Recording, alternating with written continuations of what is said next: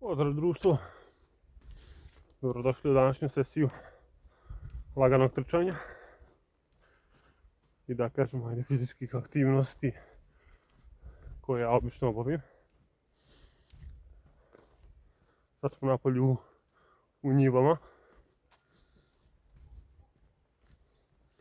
Ovdje nikom da kaže ne smeta, mogu lagano da obavim svoju rutinu.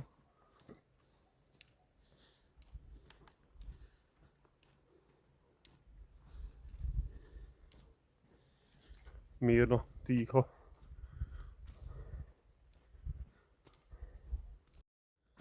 Prizor je brutalan, sunce polako zalazi. Možda završio posao pa sad što bi rekli krenuo kad imam vremena dok ne padne sunce. Sve sami voćnjaci oko mene. Sad jedna od, ajde da kažemo, važnijih stvari zašto ja trčim. Nije zašto imam više kilograma ili nešto, nego više zbog kondicije, zbog svega, ajde da kažem, svakodnevnog, da se dobro osjećam.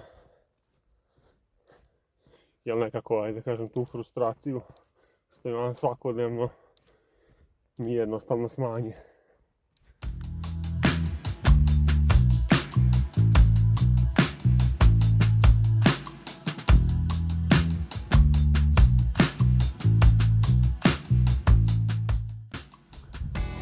Baš je dobar ovaj kadar s nalazitim suncem iza.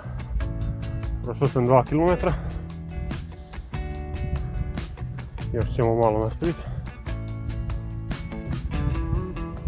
Ali danas ne idem da pretjerujem, ovo je 4. dan ove nedelje. Prija ponekad malo ovako mimo toga.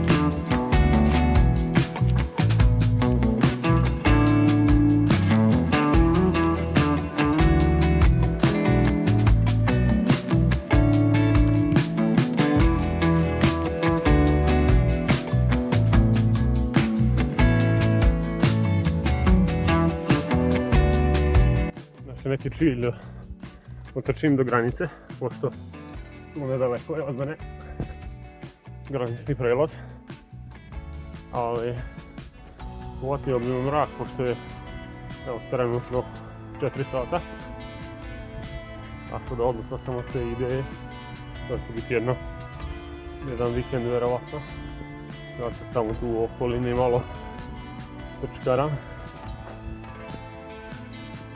Čisto malo u prirodi. Ne znam koliko se može vidjeti u pozadini u snimku. Ta drvačovec, ajde da kažem, u Mađarskoj.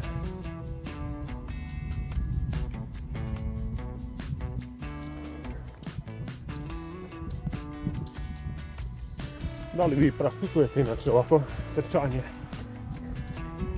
posle radnog vremena kad imate naporan dan ili nešto slično? Mene jednostavno odmori, pošto se obično umorim psihički, a ne fizički.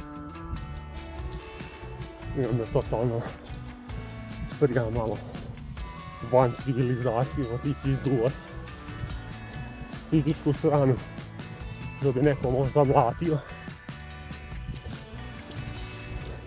Meni to ovo trčanje dođe kao to.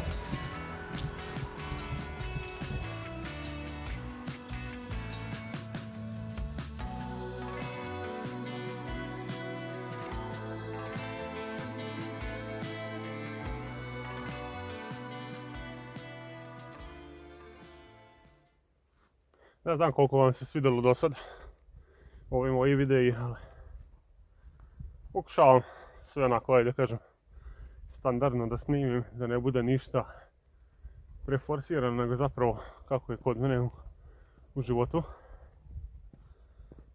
Možda nije zanimljivo, možda nekom jeste, bar od nečega moramo početi. Niko nije niti naučen, rođen, niti ništa. Pogledajte ovo nebo.